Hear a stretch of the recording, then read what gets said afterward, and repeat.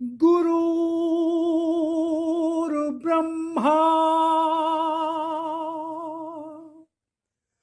गुरुर्विष्णु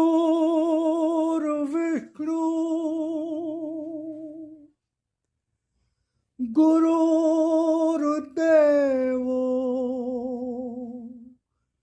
महेश्वरा गुरुर्साक्षात्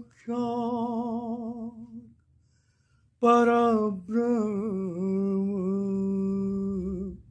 तस्मै श्री गुरुवे नमः।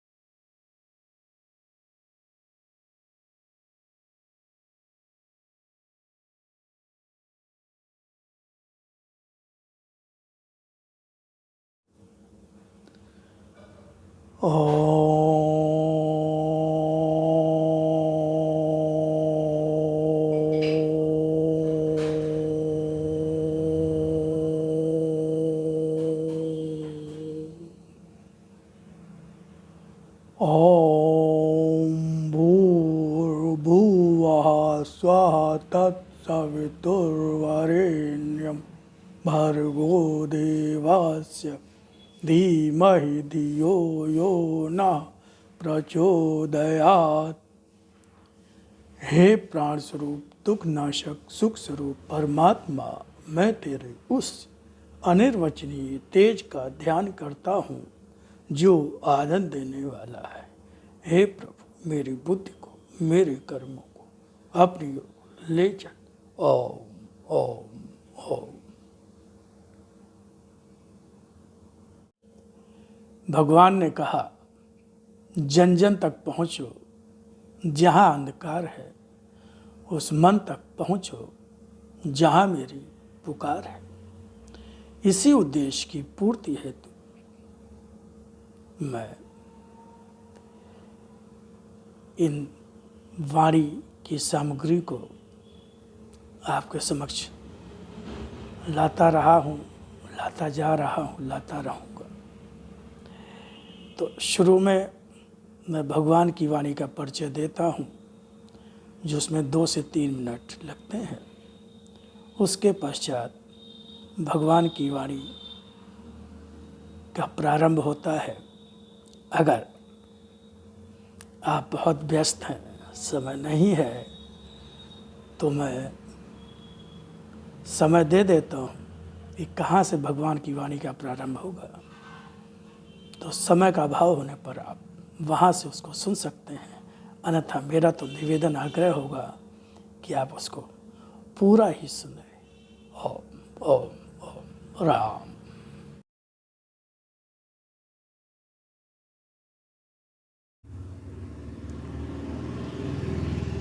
स्वयं भगवान की वाणी और अपने लिप रूप दर्शन के संबंध में क्या कहा, पहले उसको सुने, फिर आगे भगवान की वाणी को और सुने।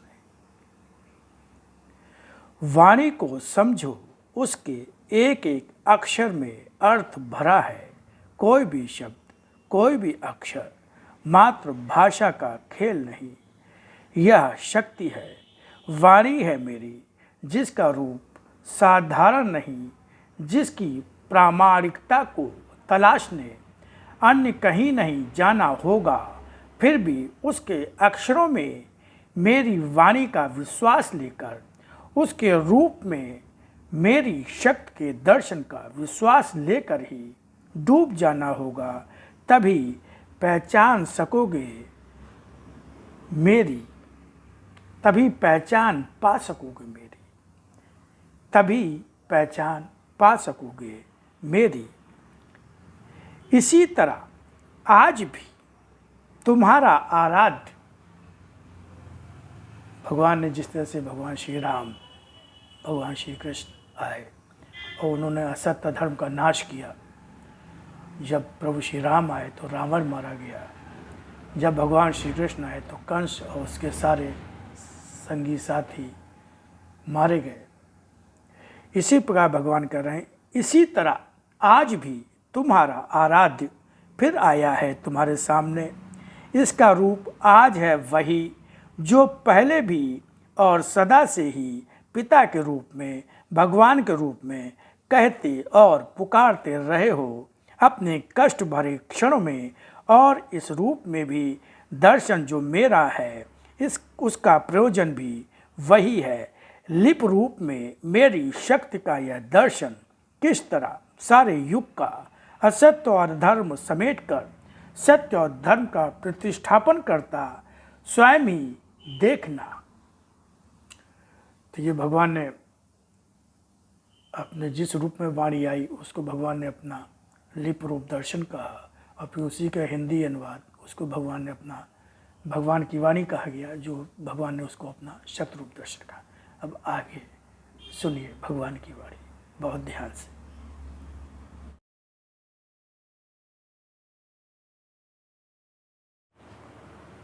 सत्य की भक्ति करते हो, मगर जहाँ समर्पण की बात आती है, सदा ही तुम्हारा समर्पण संसार के प्रति होता है।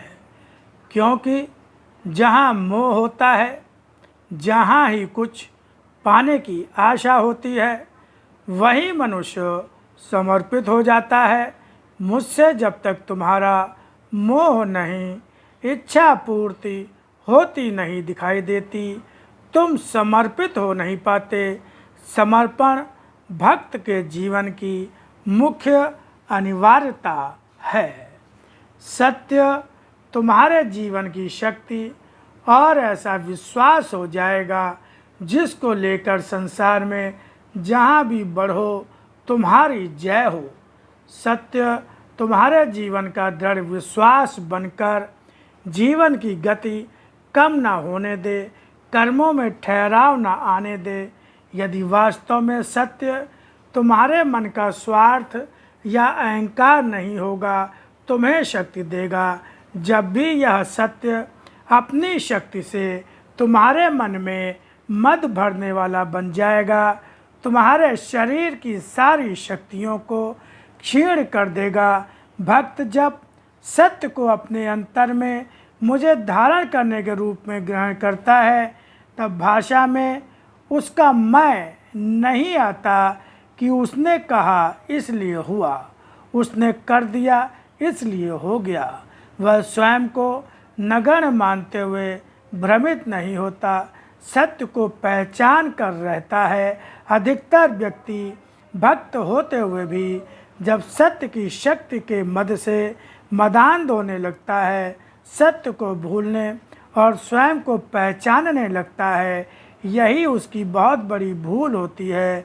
इसके पहले कि तुम्हें सत्य का मदान्ध कर दे, अपने को पहचानना और जब जब किसी सफलता के पीछे छिपा अपना मैं या मेरा का हाथ लगे, समझना बहुत बड़ी भूल में फंसने जा रहे हो। अपने को इस मैं से बचाना, तभी मेरी शक्ति को अपने साथ अधिक से अधिक पा भी सकोगे, बचा भी सकोगे। भक्त का भगवान ही उसका परम सुख और आनंद है, मैं नहीं। मैं में जब भी मन डूबे, समझना तुम मैं में डूबे जा रहे हो और मुझसे दूर होते जा रहे हो। मैं शक्ति को बढ़ाता नहीं, घटाता है। मैं शक्ति को बढ़ाता नहीं, घटाता है। ओम ओम।